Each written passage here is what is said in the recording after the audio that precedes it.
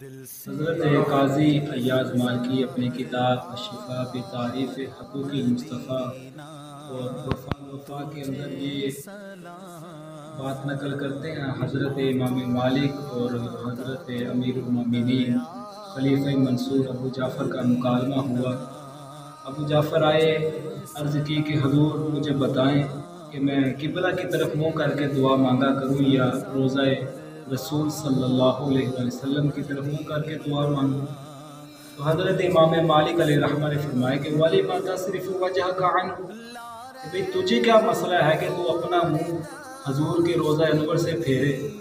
وَهُوَ وَسِيلَتُكَ بِكَ آدم علیہ السلام إِلَى اللَّهِ يَوْمَ الْقِيَامَةِ، کہ حالانکہ حضور علیہ السلام تیرا اور تیرے باپ جد امجد کا کل بروز محشر اللہ کے حضور وسیلہ ہوں گے۔ بل استقبلہ واستشفی عنہ، تمہیں تو چاہیے کہ تو اپنا منہ حضور علیہ السلام کے روضہ کی طرف کر کے حضور علیہ السلام سے شفاعت طلب کرو، عرض کرو کہ حضور میری شفاعت فرمائیں۔ تم قرآن نہیں پڑھا؟ وَلَوْ أَنَّهُمْ إِذ ظَّلَمُوا أَنفُسَهُمْ جَاءُوكَ فَاسْتَغْفَرُوا اللَّهَ وَاسْتَغْفَرَ لَهُمُ الرَّسُولُ۔